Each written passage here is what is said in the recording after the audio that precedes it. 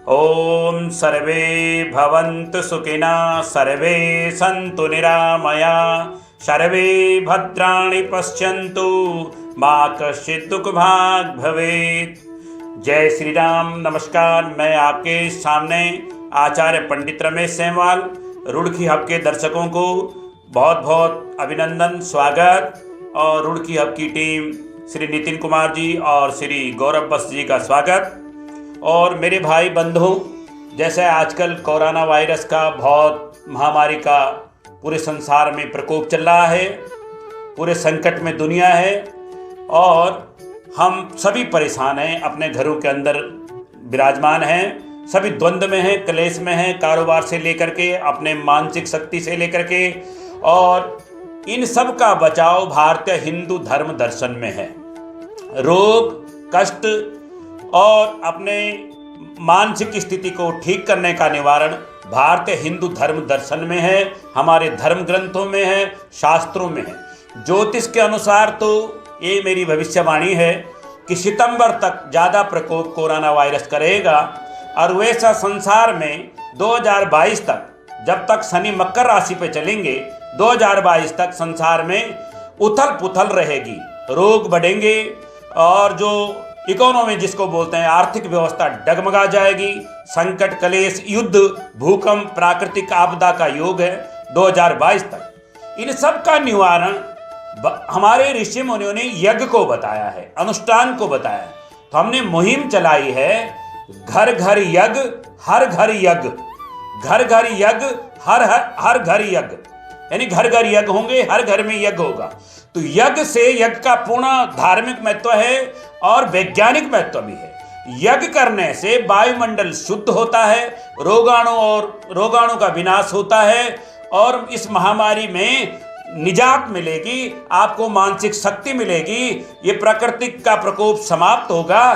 तो अपने घरों में सब लोग या तो ब्राह्मण देवता को बुलाकर या स्वयं रोज गायत्री मंत्र के द्वारा, महामृत्युंजय मंत्र के द्वारा, भगवान नारायण के मंत्रों द्वारा, सूर्य के मंत्रों द्वारा आहुति देकर घी, गुग्गल, जटामासी, भोजपत्र, हवन सामग्री के द्वारा आम की समिधाओं का ला करके यज्ञ जरूर करें। प्रातःकाल, सायंकाल नहीं कर सकते तो प्रातःकाल यज्ञ जरूर करें। यज्ञ की संस्कृति भारतीय संस्कृति है।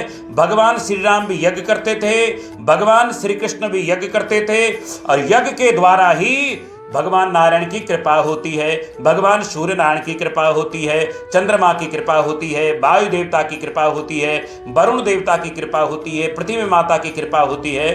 तो रोज अपने घरों में प्रातःकाल नहा धो करके सूर्य भगवान को अर्घ दे करके। दूसरा मेरा कहना है कि यज्ञ के साथ साथ गौ माता को भी आप जरूर हरा चारा, रोटी या कुछ भी गौ माता के पास जाकर के उन्हें दें और अध्यात्म शक्ति को इकट्ठा करें, अध्ययन करें, मनन करें, चिंतन करें, मंत्रों का जाप करें, सहज रहें, सरल रहें, शुद्ध रहें, गीता का पाठ करें, श्री रामचरितमानस का पाठ करें। ऋषि मुनियों के द्वारा जो हमें इतना बड़ा विशाल ज्ञान दिया गया है, तुलसी पत्र से ही बहुत सारी चीजें समाप्त हो जाती हैं। वैज्ञानिक भी कहते हैं कि तुलसी पत्र आपके शरीर के रोगाणु को नष्ट करता है। गंगा जल पीने से रोगाणु नष्ट होते हैं, शंख बजाने से रोगाणु नष्ट होते हैं, गौ माता के पास जाने से रोगाणु, विषाणु नष्ट होते हैं, शरीर की मानसिक शक्ति का विकास होता है और विल पावर स्ट्रांग होती है, इम्यूनिटी बढ़ती है। तो आप यज्ञ जरूर करें अपने घरों के अंदर। गायत्री मंत्र के द्वारा 108 मंत्रों की आहुति जरूर दें, 11 मंत्रों की, 21 मंत्रों की आहुति दें।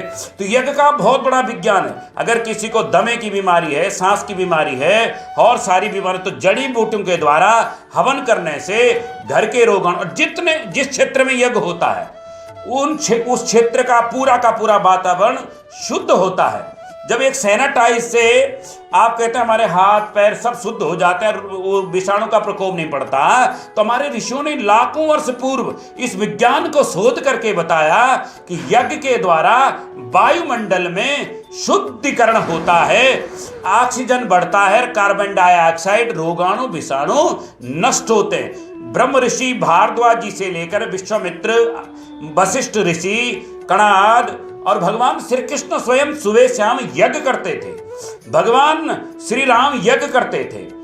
महर्षि वशिष्ठ श्री राम जी के गुरु यज्ञ करते थे, गौतम ऋषि, कणाद ऋषि, हमारे ऋषि मुनियों ने जंगल में तपस्या करी, 1000 वर्ष की आयु उनको मिलती थी, 2-2 हजार वर्ष की। हमारी आयु तो 20 वर्ष, 30 वर्ष, 40 वर्ष में हम बीमार पड़ जाते हैं। अरे एक दूसरा ये जो नशे का प्रवर्तन चल रहा है, ये जो लोग दारू के ठेकों पे जा रहे हैं, बड़ा दुख मुझे हो रहा है। ये किस प्रकार की प्रवृत्ति हमारी बन चुकी है। अरे गंगा जल पियो, तुलसा दल खाओ, शंख बजाओ, यज्ञ करो, शुद्ध रहो, गायत्री मंत्र का जाप करो, अनुष्ठान करो। अरे जान है तो जहान है, नरक में क्यों जा रहे हो? शुद्ध रह करके सरकार पर दबाव बनाओ कि शराब के ठेके न खुले जाएं, यज्ञ कराए जाएं जगह जगह। तो इसलिए मैं कहना चाहता हूं कि यज्ञ करो और रोग भगाओ। यज्ञ करने से आपको मानसिक शांति मिलेगी, आध्यात्मिक शांति मिलेगी, आपके रोगाणु नष्ट होंगे, ऊर्जा मिलेगी और एक शक्ति पुंज आपके घर में, आपके परिवार में, हमारे शहर में, हमारे देश में बनेगा। तो जब पूरे देश में यज्ञ होंगे, अनुष्ठान होंगे, धर्म की चर्चा होगी, तो आपका जीवन सुखमय होगा। हनुमान जी की पूजा करें, हनुमान जी शक्ति, अष्टसिद्धि, 9 निधि के दाता हैं। भगवान सूर्य नारायण की पूजा करें, शंख बजाएं, गौ माता के पास जाएं, गौ को चारा खिलाएं। तो जो हमारे धर्म ग्रंथ हैं, गौ, गंगा, गीता, गायत्री, गोपाल के अनुष्ठान करें। तो इसलिए मैं कहना चाहता हूँ, हर घर यज्ञ, घर घर यज्ञ का जो मेरी मुहिम है, उसमें आप सक्रिय रूप से जुड़ें। मेरे से व्यक्तिगत रूप से भी आप संपर्क कर सकते हैं 9897809732 पर। मैं आपका सहयोग करूंगा, आपके साथ जुड़ा रहूंगा। किसी को कोई आध्यात्मिक प्रश्न पूछना हो, ज्योतिष संबंधी प्रश्न पूछना हो, तो व्यक्तिगत मुझसे संपर्क कर सकते हैं। सर्वे भवन्तु सुखिनः, सर्वे सन्तु निरामया, सर्वे भद्राणि पश्यन्तु मा कश्चित् दुःख भाग् भवेत्। सभी लोगों के रोग शांत हो, भगवान बद्री विशाल गंगा माता पूरे संसार का कल्याण हो, पूरे संसार का शुभ हो। बहुत बहुत धन्यवाद। हर हर महादेव।